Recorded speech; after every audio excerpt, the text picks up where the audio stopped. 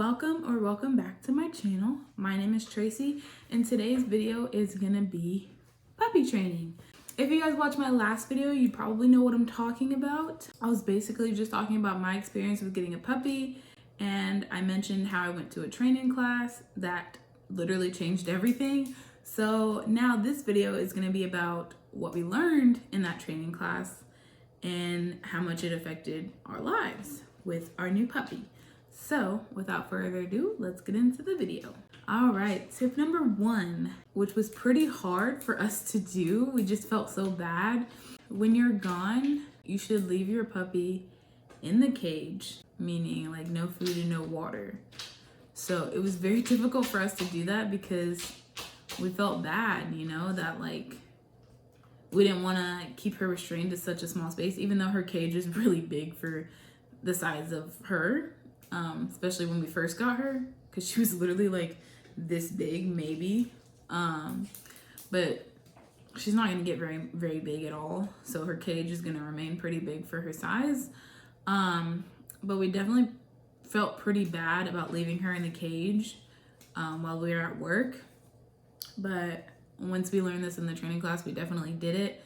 And the reason for it being is that if they're left, let's say in the bathroom, because that's where we would leave her, in the bathroom with food and water, then when you got home and you try and get her to go potty or go poop, you don't know when the last time she ate was. So how are you even supposed to know when she's gonna need to eliminate is the term or whatever. So yeah, so we tried that and it made a big difference, because if she could have drank water and ate food, you know, right before I got home, and I wouldn't know if she's not going because she doesn't need to go or because she's being stubborn. And with this dog, there's no telling because she's very stubborn. So definitely do that, even though it's kind of hard to do, you know, because you just feel bad for it. It helps a lot. Tip number 2 is to keep them on a very strict schedule. And as time goes on and they learn more, you can definitely kind of lean them off of such a strict schedule. We definitely did this. But at first, it needs to be a very strict schedule of when you wake up in the morning or when you get home from work or whatever, they need to pee, they need to poop, and then they need to eat. There's no playing involved during those 3 times. And there's no ifs, ands, or buts about whether or not they're going to do it. They're going to do it in that order, you know, before they can do anything else, before they can play. And this was pretty hard at first because she doesn't want to go potty as soon as she gets out the cage. She wants to play. She's excited to see us and we're excited to see her, but she needs to do these things first. And that was really hard for her to learn at first. But then she understood and she was like, okay. And she would just do it. And then, you know, the sooner she got it done, the sooner she gets to play. She kind of understood that, I think. But that is very, very, very important. Tip number 3 is to use very specific words for eliminating. So what we do is if we want her to pee, we say go potty. And if we want her to poop, we say go poop. So we don't use the word pee. I don't know why, we just chose those words, and whatever words we chose, we stick with. So she knows what potty means and she knows what poop means. So it's definitely been pretty helpful, because if we're using different words and, you know, if like I'm saying one thing and my boyfriend's saying another thing, Luna's not going to learn because we're not consistent with it. And that goes into my next tip, which is consistency is key. Consistency with the words you're using, trying to get your puppy to eliminate. And also consistency with like just what you're teaching them. So if one day, for instance, I were to take Luna out and I would have her on her strict schedule of going potty and then going poop and then eating, and I did that for, let's say, 2 days, and then the 3rd day I just take her out and let her do whatever, she's only gonna remember that day and being able to get straight out of her cage and play. She's not gonna remember what I taught her the other 2 days. So I need to be consistent of what I teach her all the days, so she knows that, like, okay, this is non-negotiable. They're gonna make me do this, so I might as well just do it and get it over with, which she did learn, and I'm very grateful for that. Tip number 5, I thought this one was kind of strange, but then I started to understand it, is the instructor told us not to punish her in any way if she like has an accident, if she pees on the floor or wherever instead of where she's supposed to pee.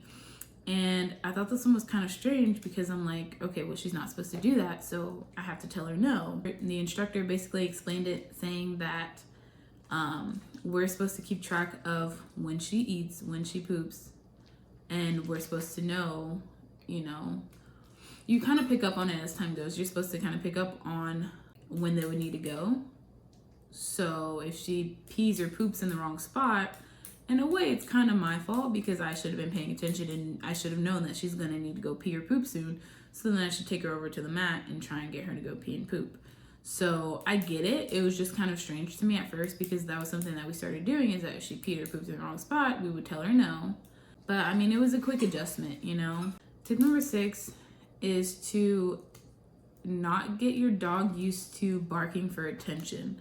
And this isn't for everyone. Like, I don't do this tip as much because Luna, she can bark. She just doesn't know that she can bark. And right now she's 5 months old, and like she'll bark if she wants to get out of the cage, but she mainly just like whines. Like, she doesn't bark too much. So we're actually kind of trying to do the opposite and like getting her used to knowing that she can bark and like she has, you know, this voice. This is mainly for bigger dogs that catch on to that quicker and obviously have much deeper, bigger, louder barks than my little tiny dog. Your puppy needs to not get used to that, because once they get used to something that they do as a puppy, they're just going to keep doing it. And when you try to tell them no, they're going to be like, what do you mean? I've been doing this forever. Don't tell me what to do.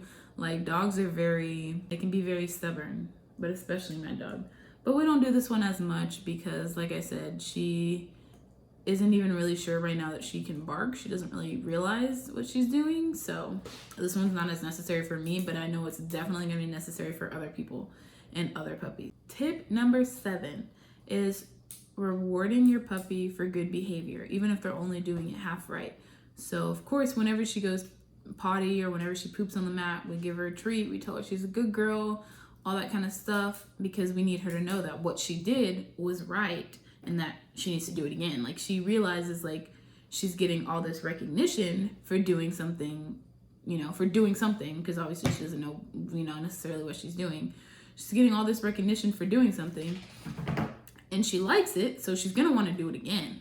So if you're, you know, giving them treats and rewarding them for good behavior, they're more likely to repeat that same action. Tip number 8 is affirmations. So that kind of goes along with tip number 7.